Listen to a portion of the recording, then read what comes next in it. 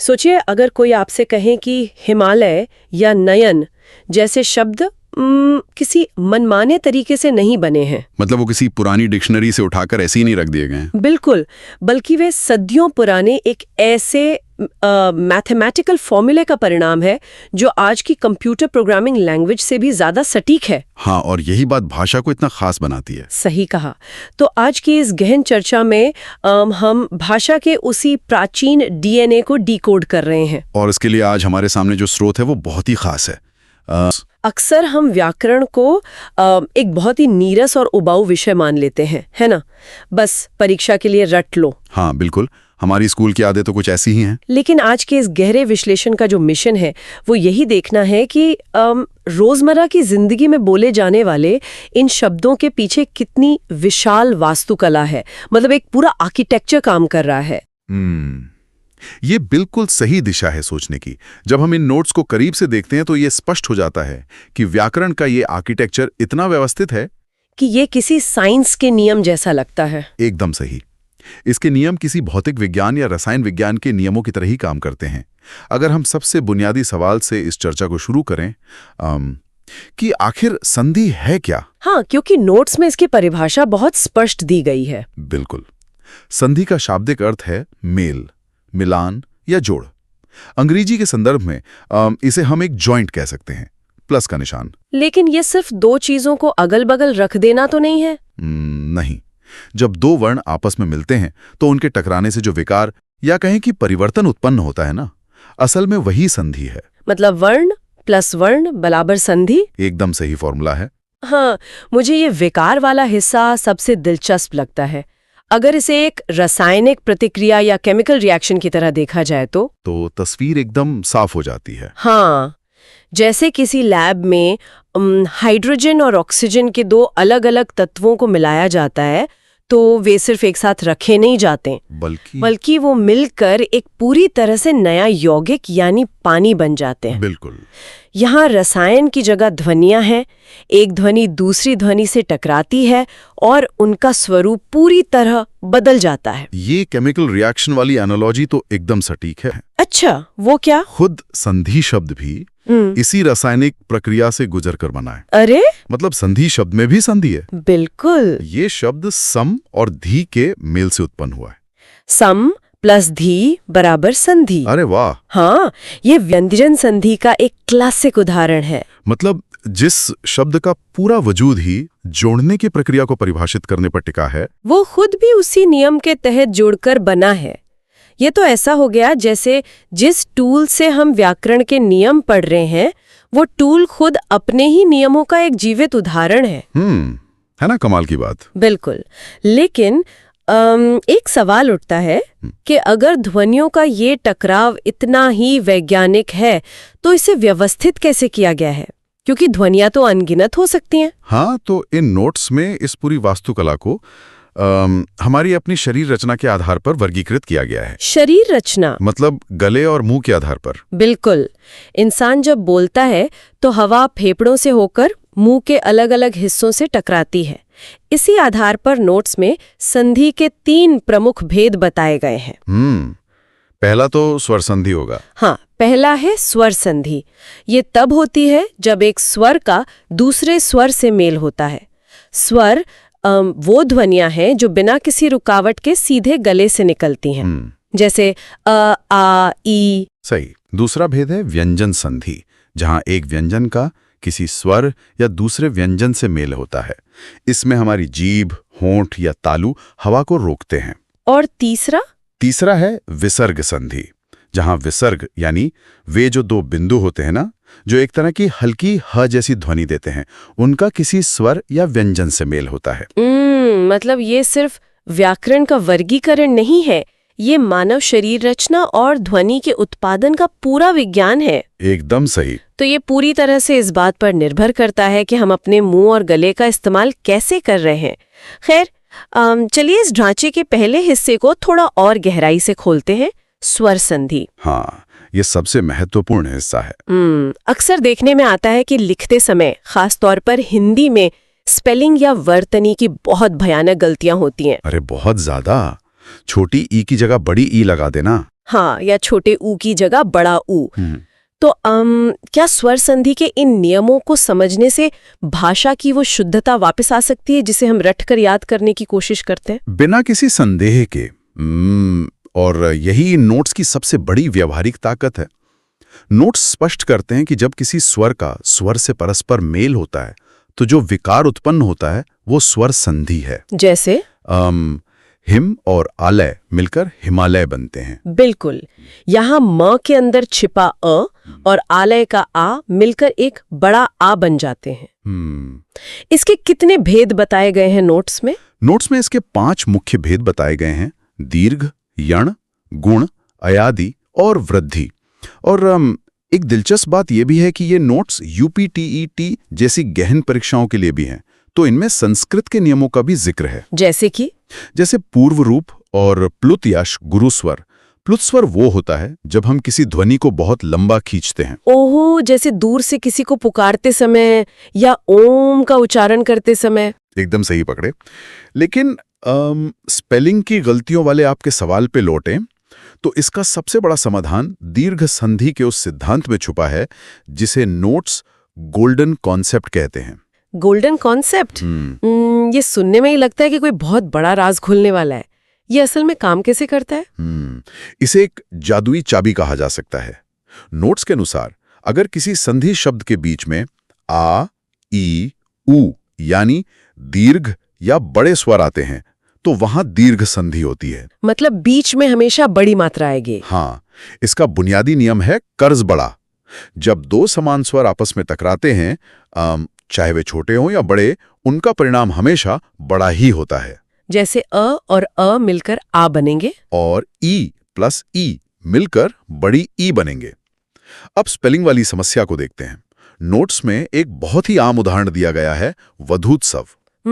लोग अक्सर इसे वधू लिख देते हैं छोटे ऊ के साथ। हाँ, जो कि व्याकरण के हिसाब से अशुद्ध है। मूल शब्द वधू होता है जिसमें बड़ा ऊ लगता है।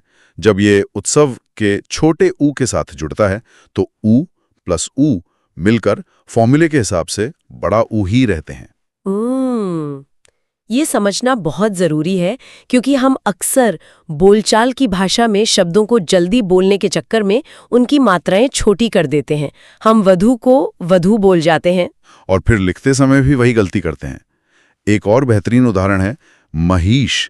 मही का अर्थ होता है पृथ्वी, जिसमें बड़ी ई आती है, और ईश का अर्थ है भगवान, इसमें भी बड़ी ई है। बिल्कुल। जब दोनों बड़ी ई मिलती हैं तो वे एक ही बड़ी ई में बदल जाती हैं, महिष। ऐसे ही भूर्जा शब्द को देखा जा सकता है। भू और ऊर्जा से मिलकर बना है, दोनों में बड़ा ऊ है। और साधुपदेश में साधु का छोटा ऊ और उपदेश का छोटा ऊ मिलकर दीर्घ होकर बड़ा ऊ बन जाते हैं। एकदम सही। ये तो पूरी तरह से एक गणितीय समीकरण है।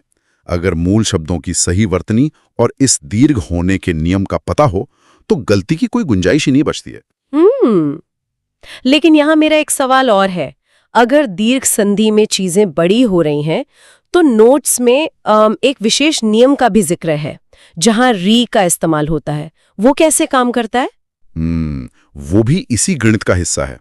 नोट्स में बताया गया है कि अगर शब्द के अंत में ऋण आता है तो वहां भी री और री मिलकर बड़ा री बन जाते हैं। जैसे पितृ और ऋण।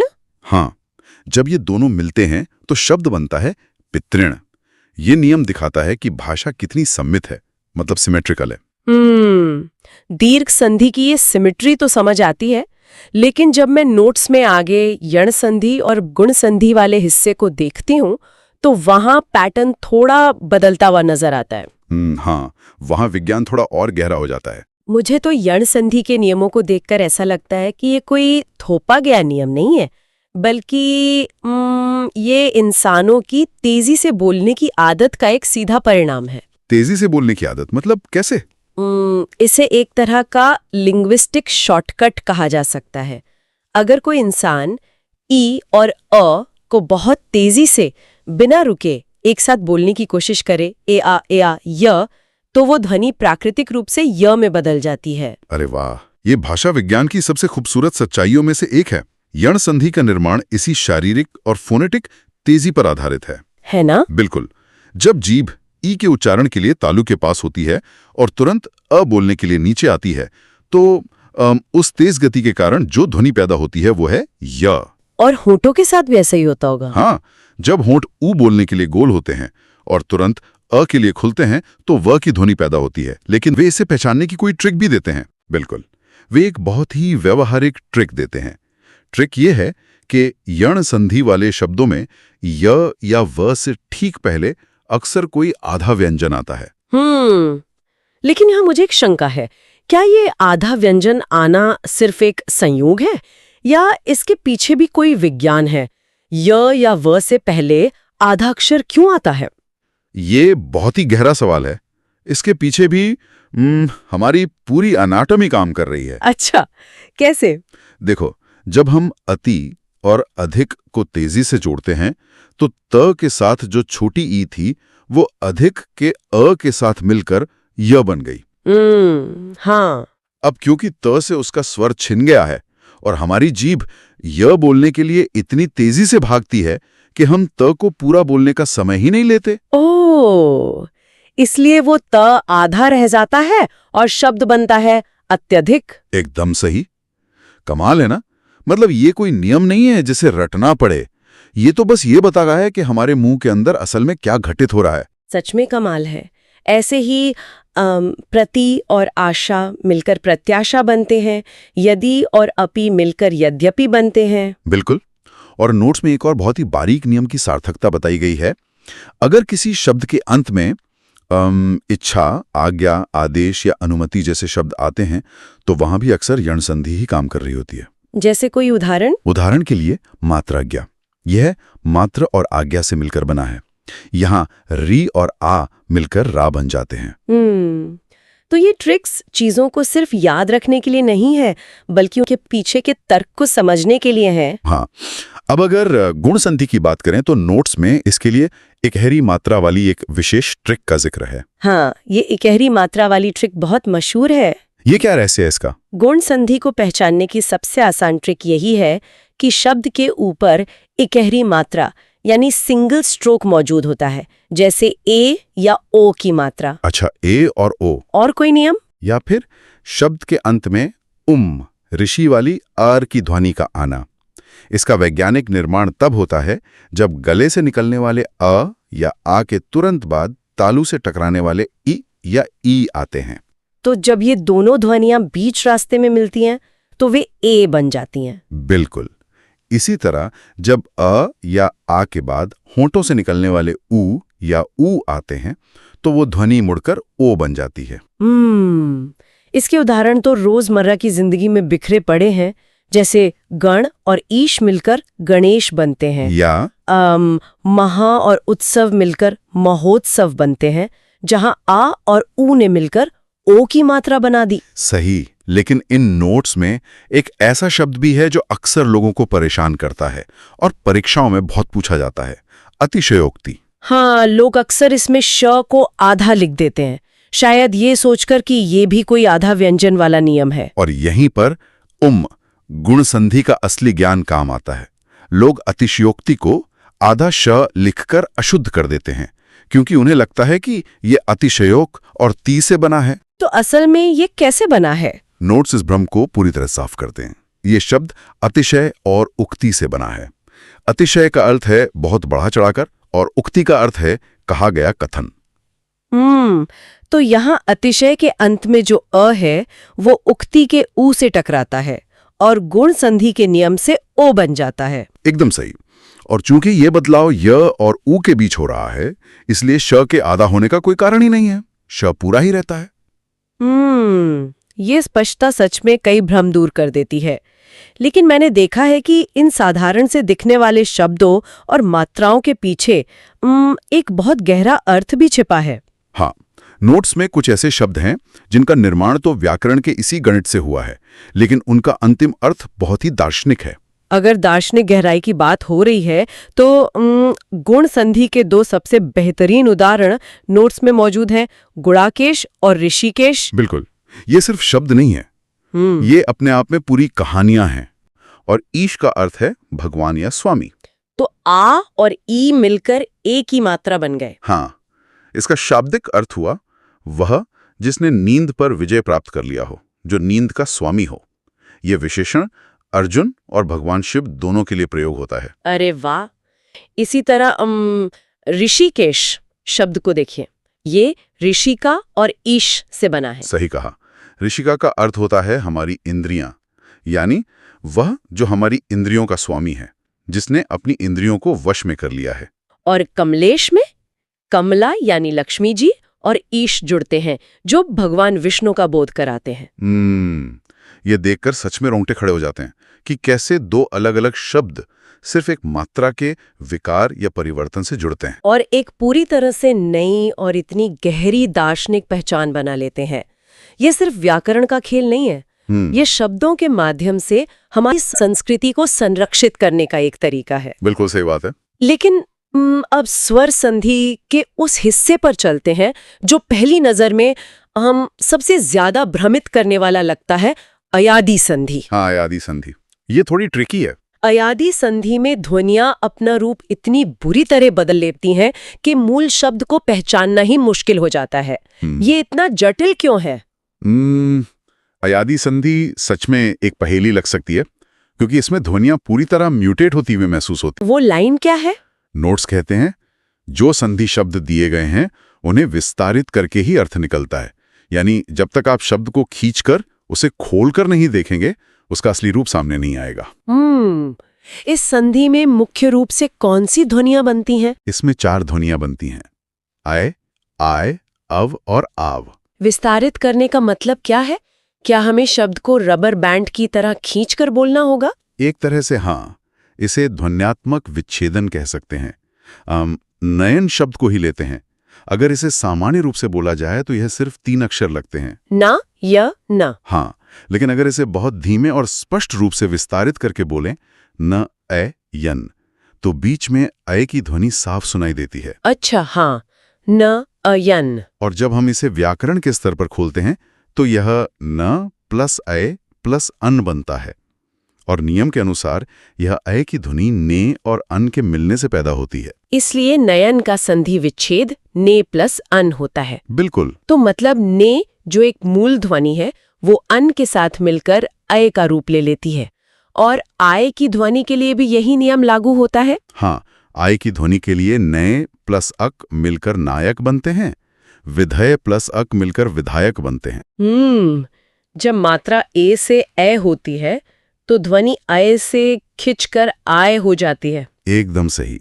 और अगर ध्वनि औ या आव हो तो उसके पीछे ओ या औ होते हैं। जैसे कोई उदाहरण? औ की ध्वनि तब बनती है जब ओ किसी अन्य स्वर से मिलता है, जैसे पो प्लस अन मिलकर पवन बनते हैं। और अगर मात्रा बड़ी कर दें? यानी पौ प्लस अक कर दें तो वह पावक बन जाता है, जिसका मतलब आग होता है। और शौ प्लस अक मिलकर शावक बनते हैं, जो जानवर का बच्चा होता है। यहाँ एक बात सच में बहुत हैरान करने वाली है। नोट्स में एक उदाहरण है पवित्र का। हाँ, ये बहुत ही दिलचस्प शब्द है। जब हम पवित्र बोलते हैं तो इसके पीछे छिपे मूल शब्द हैं पो और इत्र। अब अगर कोई सिर्फ पो और इत्र सुने तो वो कल्पना भी नहीं कर सकता कि ये दोनों जुड़कर पवित्र जैसा शब्द घड़ेंगे। सही बात है। या फिर गवीश शब्द जो गो और ईश से बना है। तो सवाल उठता है कि भाषा को इतना जटिल बनाने की जरूरत क्या थी? सीधे पवित्र को ही एक मूल शब्द क्यों नहीं मान लिया गया? यही तो इस भाषा की वैज्ञानिकता और इसके लेगो ब्लॉक्स जैसी संरचना की असली सुंदरता है। संस्कृत और उससे निकली हिंदी में हर शब्द किसी न किसी मूल धातु या रूट से जुड़ा होता है। अच्छा, पो का क्या अर्थ है फिर? पो का अर्थ शुद्धिकरण या पवित्र करने की क्रिया से है। जब उसमें इत्र जैसा प्रत्यय जुड़ता है तो वो एक नया अर्थ ग्रहण करता है। अगर हर शब्द को स्वतंत्र मान लिया जाता तो भाषा में करोड़ों शब्द हो जाते जिन्हें याद रखना असंभव होता। बिल्कुल, लेकिन संधि के नियमों के कारण कुछ हजार मूल धातुओं से अनगिनत शब्द तार्किक रूप से बनाए जा सकते हैं। ये वृद्धि संधि आखिर है क्या? देखिए, वृद्धि संधि मुख्य रूप से स्वर संधि का एक बहुत ही महत्वपूर्ण और शक्तिशाली भेद है। स्वर संधि यानी जहां 2 स्वर आपस में टकराते हैं। अच्छा, तो पाणिनि ने इसके बारे में क्या कहा है? संस्कृत व्याकरण के उस महान ग्रंथ महर्षि पाणिनि की अष्टाध्यायी में इसके लिए एक मुख्य विधायक सूत्र दिया गया है। सूत्र है वृद्धि रेची। वृद्धि रेची। सुनने में ये सूत्र किसी प्राचीन मंत्र जैसा लग सकता है। हाँ, लगता तो है, लेकिन इसके पीछे एक बहुत ही आसान, तार्किक और अचूक ट्रिक छिपी हुई है। और वो ट्रिक क्या है? क्योंकि अगर व्याकरण में कोई शॉर्टकट या ट्रिक मिल जाए तो वो किसी खजाने से कम नहीं होता। बिल्कुल। इस अचूक ट्रिक का नाम है डबल मात्रा। डबल मात्रा। हाँ, जब भी किसी शब्द के बिल्कुल बीचों बीच ए की मात्रा दिखाई दे, जिसे दो खड़ी मात्राओं के रूप में लिखा जाता है, या फिर ओ की मात्रा दिखाई दे। अच्छा, तो ये एक पहचान है? एकदम सही। ये इस बात का सबसे बड़ा और स्पष्ट संकेत है कि वहां वृद्धि संधि हुई है। मतलब ये डबल मात्रा ही इस संधि का हस्ताक्षर या सिग्नेचर है। ये तो कुछ ऐसा हो गया जैसे किसी वीडियो गेम में कोई पावर अप मिल गया हो। Power up? वो कैसे? मान लीजिए किसी के पास एक साधारण सिंगल लेजर वाला हथियार था, और जैसे ही उसे पावर अप मिला, वो सीधा अपग्रेड होकर डबल लेजर या डबल मात्रा में बदल गया। सिंगल से सीधा डबल का अपग्रेड? ये तुलना बहुत ही सटीक है। बिल्कुल एक पावर अप की तरह ही यहाँ अक्षरों की शक्ति और ध्वनि का विस्तार बढ़ जाता है। लेकिन अब जब ये डबल मात्रा वाली ट्रिक सामने आ ही गई है, तो हमें ये भी समझना होगा कि ये डबल मात्रा हवा में से तो नहीं आती। बिल्कुल नहीं। इसका एक पूरा लॉजिक है। ये आखिर बनती कैसे है? इसके निर्माण को समझने के लिए मुझे लगता है हमें गणित जैसे दो बिल्कुल स्पष्ट नियमों और हमारे गले से निकलने वाली आवाज के विज्ञान को देखना होगा। हाँ, तो उस विज्ञान की शुरुआत पहले नियम से करते हैं, जहां ये ए की डबल मात्रा बनती है। तो यहाँ ध्वनियां आपस में कैसे टकरा रही हैं? देखिए, पहला नियम ए होने का नियम है।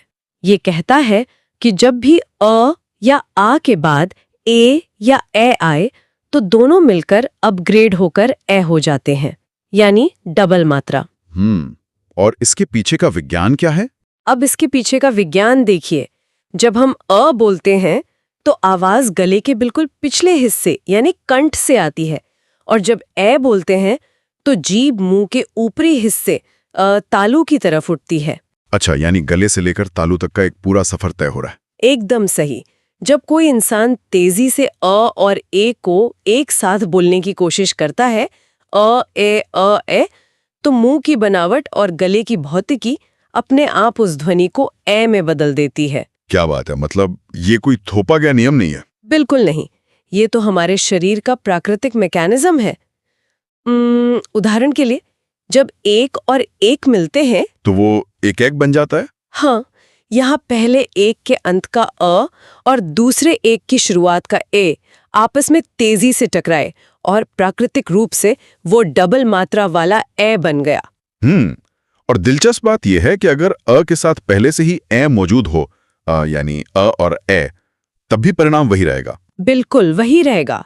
जैसे मत और ऐक्य जब मिलते हैं तो वे मतैक्य का निर्माण करते हैं।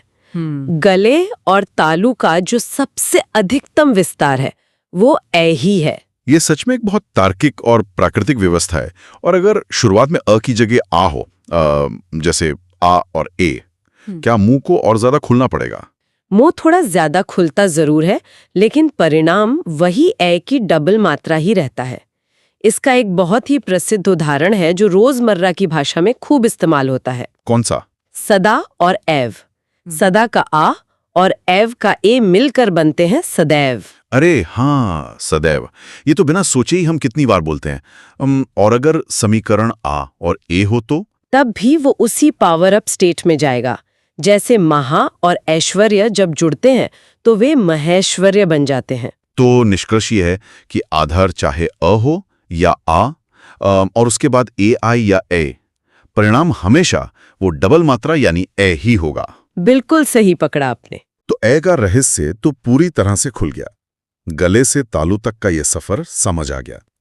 लेकिन अगर आधार वही रहे, अ या आ, और हम ओ की तरफ जाएं, तो क्या मुंह का आकार बदलकर उस ध्वनि को ओ कर देगा? एकदम सटीक अनुमान। यही हमारा दूसरा नियम है, ओ होने का नियम। जब अ या आ के बाद ओ या ओ आते हैं तो दोनों मिलकर ओ हो जाते हैं। इसमें मुंह की भौतिकी कैसे काम करती है? अब यहाँ देखिए, अ गले से आ रहा है, लेकिन ओ बोलने के लिए होठों को गोल करना पड़ता है। जब गले की आवाज और गोल होठ एक साथ तेजी से काम करते हैं, यानी अ और ओ, तो ध्वनि प्राकृतिक रूप से खिंचकर औ बन जाती है। चलिए इसे भी उदाहरणों से डिकोड करते हैं। अगर अ और ओ हो तो वो औ बनेगा। जैसे जल और ओघ, जिसका मतलब होता है पानी का प्रवाह, ये दोनों मिलकर जलौघ बनाते हैं। जलौघ। हाँ, और अगर अ और औ हो, जैसे परम और औदार्य, जिसका अर्थ है उदारता, तो वे मिलकर परमौदार्य बन जाते हैं। और पहले नियम के पैटर्न को देखते हुए अगर शुरुआत आ से हो, मतलब आ और ओ, बिल्कुल उसी तर्ज पर महा और ओजस्वी मिलकर बनेंगे महोजस्वी। और इसका आखिरी कॉम्बिनेशन आ और ओ, जैसे महा और औदार्य मिलकर महोदार्य का निर्माण करते हैं। इन सभी में वो डबल मात्रा बिल्कुल साफ दिखाई दे रही है। हमारे स्रोत कुछ और बहुत ही विशेष शब्दावली का भी जिक्र करते हैं जो भाषा के गहरे अध्ययन में सामने आते हैं। जैसे पुत्रेष्णा। हाँ, पुत्रेष्णा। ये पुत्र और एषणा से मिलकर बना है, जिसका अर्थ है पुत्र की इच्छा। इसी तरह धनेष्णा, जो धन और एषणा का जोड़ है, यानी धन की इच्छा। एकदम सही। और इसी सूची में लोकेष्णा भी है, जो लोक और एषणा से बना है, जिसका मतलब है लोक प्रसिद्धि की इच्छा।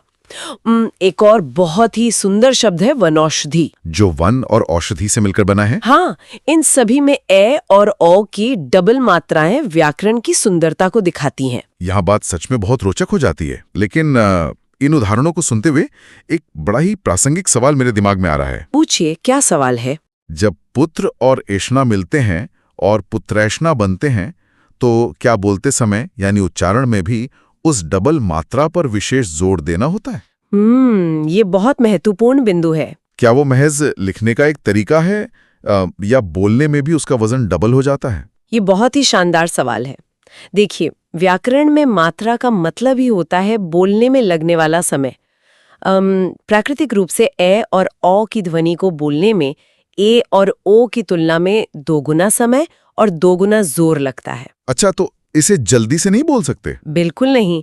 अगर उच्चारण करते समय वो जोर न दिया जाए और पुत्रेष्णा को पुत्रेष्णा की तरह हल्का सा बोल दिया जाए, तो शब्द की जो व्याकरणिक और ध्वन्यात्मक शुद्धता है वो खत्म हो जाती है। मतलब अर्थ का अनर्थ हो सकता है। हाँ, भाषा का संगीत ही इसी समय सीमा यानी मात्राओं पर टिका है। ये तो बहुत ही अद्भुत है कि कैसे कागज पर लिखी डबल मात्रा सीधे इंसान की बोलने की आवाज के समय में भी डबल हो जाती है। लेकिन शब्दों को जोड़ना और उनके पीछे का विज्ञान तो समझ आ गया। एक बहुत बड़ी गलती है जो अक्सर सीखने वाले करते हैं। जब भी मात्राओं की बात आती है तो एक बड़ा भ्रम पैदा हो जाता है। यहाँ सबसे दिलचस्प बात यह है कि ये भ्रम एक मात्रा और 2 मात्राओं के बीच होता है। लोग अक्सर गुण संधि और वृद्धि संधि को एक ही समझ बैठते हैं। ऐसा क्यों होता है? क्योंकि दोनों की शुरुआत अ या आ से ही होती है, इसलिए अक्सर ये भ्रम पैदा हो जाता है। यहीं पर इन दोनों के बीच के अंतर को बिल्कुल साफ करना बहुत जरूरी हो जाता है। तो इन सबका आखिर मतलब क्या है? इस भ्रम को तोड़ा कैसे जाए? अगर मैं इसे एक एनालॉजी या रूपक के तौर पर देखूं, तो ये पूरी व्यवस्था मुझे एक सीढ़ी की तरह लग रही है। सीढ़ी? ये एक नया नजरिया है, इसे थोड़ा और समझाइए। देखिए, दोनों ही संधियों में जो आधार है, जो जमीन है जिस पर सीढ़ी खड़ी है, वो समान है। यानी दोनों ही अ या आ से शुरू होती हैं। बिल्कुल। अब अगर इसी सीढ़ी का पहला कदम चढ़ाया जाए तो वो है गुण संधि। जब अ या आ के बाद ई या ऊ आते हैं तो वे मिलकर ए और ओ बनाते हैं। यहां सिर्फ एक सिंगल मात्रा मिल रही है। ये सीढ़ी का पहला लेवल है। एकदम सही। और जब इसी सीढ़ी पर एक कदम और ऊपर जाया जाए, दूसरे लेवल पर पहुंचा जाए, तो वो है वृद्धि संधि। यहां अ या आ के बाद ए या ओ आते हैं, जो कि पहले कदम पर बने थे। हाँ, और फिर क्या होता है? और जब ये मिलते हैं तो ध्वनि का और विस्तार होता है और वे ए और ओ बन जाते हैं, यानी डबल मात्रा। आधार वही रहा, बस बाद में आने वाला स्वर बदला और हम सिंगल मात्रा से डबल मात्रा वाली सीढ़ी पर चढ़ गए। क्या बात है! ये सीढ़ी वाली एनालॉजी बहुत ही बेहतरीन है। सीढ़ी का पहला कदम गुण संधि मतलब सिंगल मात्रा, और दूसरा कदम वृद्धि संधि मतलब डबल मात्रा। इससे तो कोई भी आसानी से याद रख सकता है। बिल्कुल, ध्वनि के विकास को समझने का इससे आसान तरीका नहीं हो सकता।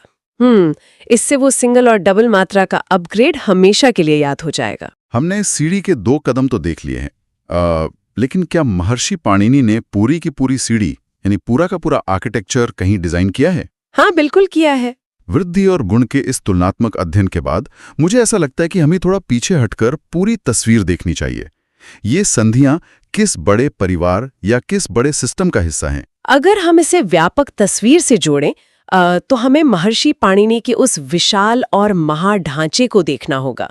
संस्कृत व्याकरण की आत्मा, उनकी अष्टाध्यायी में स्वर संधि के कुल 7 प्रमुख भेद बताए गए हैं। 7 प्रमुख भेद? ये किसी सॉफ्टवेयर के मास्टर कोड की तरह हैं। हाँ, हर भेद का अपना एकदम सटीक, बिना किसी अपवाद के काम करने वाला सूत्र है। ये तो सच में किसी एडवांस्ड प्रोग्रामिंग लैंग्वेज जैसा लग रहा है। चलिए इस मास्टर कोड को थोड़ा डिकोड करते हैं। इन 7 प्रमुख भेदों का क्रम और काम कैसे तय होता है? सबसे पहले है दीर्घ संधि। इसका सूत्र है अकह सवर्णे दीर्घा। इसका काम बहुत सीधा है। ये एक क्लोनिंग और एक्सपेंशन प्रक्रिया की तरह है। वो कैसे काम करता है? जब समान स्वर जैसे अ के साथ अ या ई के साथ ई आमने सामने आते हैं तो वे जुड़कर अपने ही सबसे बड़े यानी दीर्घ रूप में बदल जाते हैं। जैसे आ, ई, उ, री। अच्छा, और इसके बाद ही हमारी वो सीढ़ी शुरू होती है ना, गुण और वृद्धि संधि। बिल्कुल। दूसरी है गुण संधि, जिसका सूत्र है आद गुणः। जैसा कि हमने देखा, इसमें अ या आ के साथ ई, उ, री मिलने पर वे क्रमशः ए, ओ और अर हो जाते हैं। और फिर तीसरा कदम? फिर तीसरी है वृद्धि संधि, सूत्र वृद्धि रेची, जहां अ या आ के बाद ए, ऐ, ओ, औ आने पर वे अपग्रेड होकर ए और औ हो जाते हैं। तो समान स्वर मिल गए और अ या आ के साथ बाकियों का मेल भी हो गया। अब अगर हम इस धुरी को ही पलट दें, यानी शुरुआत में अ या आ ना होकर कोई और स्वर आ जाए, तो क्या होगा? उन्हें चौथी संधि बनाई, यण संधि। इसका सूत्र है इको यणचे। इको यणचे, ये क्या करती है? यह एक शिफ्टिंग एक्सिस की तरह काम करती है। इसमें ई, उ, रील, री जिन्हें इक कहा जाता है, उनके बाद अगर कोई भी असमान स्वर आ जाए तो वे स्वर क्रमशः य, व, र और ल में बदल जाते हैं, जिन्हें यण कहा जाता है। अच्छा, ये स्वरों का अर्धस्वरों यानी सेमी वोवेल्स में बदलने का एक बहुत ही वैज्ञानिक नियम है। बिल्कुल। और अगर शुरुआत में ही ए, आई, ओ या औ आ जाए तो उसके लिए भी जरूर कोई नियम होगा। हाँ, वो है 5वीं संधि, अयादि संधि, जिसका सूत्र है एचो अया वाया वह। इसमें ए, आई, ओ, औ के बाद कोई भी स्वर आने पर वे टूटकर क्रमशः अय, आय, अव और आव की ध्वनि में बदल जाते हैं। कोई उदाहरण? जैसे ने और अन मिलकर नयन बन जाता है। नयन। यह तो ऐसा लग रहा है जैसे हर एक संभावित कॉम्बिनेशन के लिए एक मैथमेटिकल फंक्शन लिख दिया गया हो। लेकिन अभी भी 2 संधियां बची हैं। हाँ, और वे दोनों थोड़ी विशेष परिस्थितियों के लिए हैं। छठी है पूर्वरूप संधि, सूत्र एणा पदांता दति। ये तब होती है जब किसी पद के अंत में ए या ओ हो और उसके बाद आ जाए। तो इसमें क्या बदलाव आता है? ऐसी स्थिति में वो आ अपनी ध्वनि खो देता है और एक विशेष चिन्ह अवग्रह में बदल जाता है। ये अवग्रह अंग्रेजी के एस जैसा दिखता है। एस जैसा? हाँ, इसे आप भाषा की सड़क पर एक तरह का स्पीड ब्रेकर या ठहराव मान सकते हैं, जो ये बताता है कि यहाँ पहले कभी एक आ हुआ करता था। क्या बात है! व्याकरणिक इतिहास को सुरक्षित रखने का कैसा अनोखा तरीका है। और 7वीं संधि? 7वीं है पररूप संधि, सूत्र एंगी पररूपम। ये पूर्व रूप का बिल्कुल उल्टा है। उल्टा कैसे? इसमें अगर किसी उपसर्ग यानी प्रीफिक्स के अंत में अ या आ हो और उसके बाद ए या ओ से शुरू होने वाला शब्द आए, तो वो अ पूरी तरह से बाद वाले स्वर यानी पररूप में समा जाता है। वो अपनी पहचान खोकर दूसरे के रूप में ढल जाता है। यह सूची तो किसी बहुत ही परिष्कृत और जटिल डेटाबेस की डायरेक्टरी लग रही है। लेकिन एक बात जो मुझे बहुत परेशान कर रही है। बताइए, क्या बात है? इतने सारे सूत्र, इतने सारे नाम, इको यणची, वृद्धि रेची, आद गुणा, क्या इन्हें याद रखने के लिए लोगों को अपनी याददाश्त पर बहुत जोर डालना पड़ता है? क्योंकि फिर से ये वही रटने वाली बात हो जाएगी जिसका हमने शुरुआत में विरोध किया था। और यहीं पर पाणिनि की असल बुद्धिमत्ता और उनका डिजाइन चमक कर बाहर आता है। इन सूत्रों को रटने की बिल्कुल भी जरूरत नहीं है। सच में? लेकिन कैसे? अगर ध्यान दिया जाए तो इन संधियों के नाम इनके सूत्रों के अंदर ही एक चाबी की तरह छिपे हुए हैं। पाणिनि ने ताले के साथ ही चाबी बांध दी थी। अच्छा, ताले में ही चाबी। वो कैसे काम करता है? उदाहरण के लिए उसी वृद्धि संधि के सूत्र को देखिए, वृद्धि रेचि। यह सूत्र शुरू ही वृद्धि शब्द से हो रहा है। अरे हाँ, ये तो मैंने ध्यान ही नहीं दिया। जैसे ही कोई इसे सुनेगा उसे तुरंत पता चल जाएगा कि ये वृद्धि संधि का नियम है। हाँ, ये तो बिल्कुल सामने लिखा है।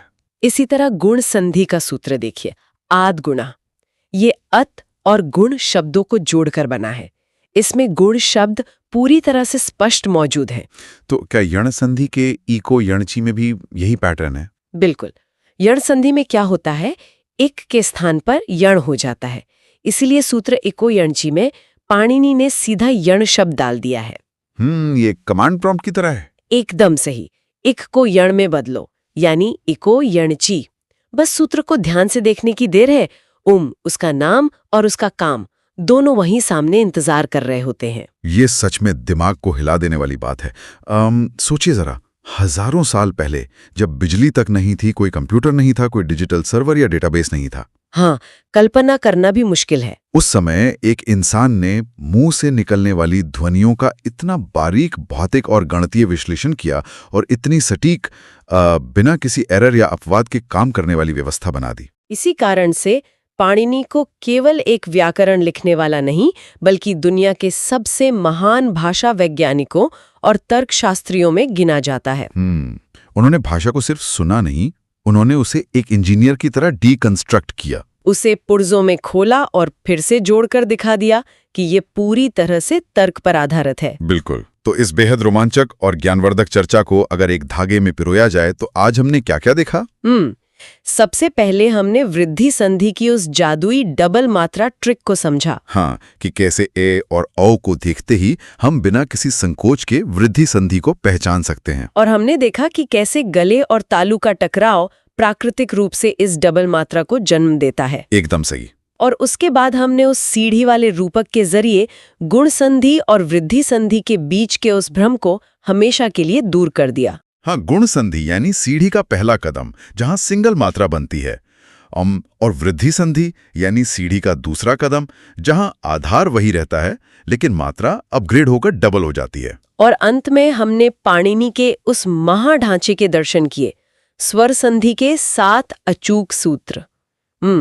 और सबसे मजेदार बात ये जानी कि कैसे इन सूत्रों के नाम और उनके काम उनके अंदर ही एनकोड किए गए हैं। ये पूरी व्यवस्था वाकई में भाषा को देखने का नजरिया ही बदल देती है। ये साबित करता है कि व्याकरण कोई बंदिश नहीं है, बल्कि ये तो वो संरचना है जो भाषा को असीमित रूप से विस्तार करने की आजादी देती है। बिल्कुल। और अब इस चर्चा को खत्म करने से पहले स्रोत सामग्री पर आधारित लेकिन एक बिल्कुल नए दृष्टिकोण के साथ एक विचार श्रोताओं के लिए छोड़ना चाहता हूँ। बताइए। हमने अभी बात की कि कैसे पाणिनि ने सूत्रों के अंदर ही पूरी जानकारी पैक कर दी थी, एक चाबी छिपा दी थी। जरा विचार कीजिए, ये सूत्र जैसे इको यणची या वृद्धि रेचि, ये वास्तव में क्या है? ये कोडिंग की तरह ही तो है। हाँ, अगर आज की आधुनिक तकनीकी दुनिया के नजरिए से देखा जाए तो ये प्राचीन दुनिया के जिप फाइल या कंप्रेशन एल्गोरिदम है। ये एक बेहद गहरा और प्रासंगिक विचार है ना? एक छोटे से शब्द या एक पंक्ति के सूत्र के अंदर भाषा विज्ञान के ढेरों नियम, शर्तें, मुंह की भौतिकी और उनके परिणाम एनकोड कर दिए गए हैं। जैसे कोई प्रोग्रामर एक विशाल फोल्डर को जिप कर देता है ताकि वो सर्वर पर कम जगह ले। बिल्कुल वैसी ही महर्षि पाणिनि ने पूरी की पूरी भाषा के विज्ञान को कुछ 100 पन्नों के सूत्रों में जिप कर दिया था। और ऐसा इसलिए किया गया ताकि उन्हें इंसानी दिमाग में आसानी से स्टोर किया जा सके और बिना किसी डेटा लॉस के पीढ़ी दर पीढ़ी बोलकर आगे ट्रांसफर किया जा सके। ये तो सच में अमेजिंग है। तो सोचने वाली बात यह है कि क्या आज की आधुनिक कोडिंग भाषाएं जो लगातार डेटा को छोटा, तेज और ज्यादा कुशल बनाने की जद्दोजहद में लगी हैं, वे हजारों साल पुरानी संस्कृत व्याकरण की कंप्रेशन तकनीक से कुछ सीख सकती हैं? ये तो AI के लिए भी एक बहुत बड़ा सवाल है। बिल्कुल। क्या आर्टिफिशियल इंटेलिजेंस और भविष्य के कोडिंग आर्किटेक्चर के ब्लूप्रिंट हमारे अतीत के इन सूत्रों में छिपे हो सकते हैं?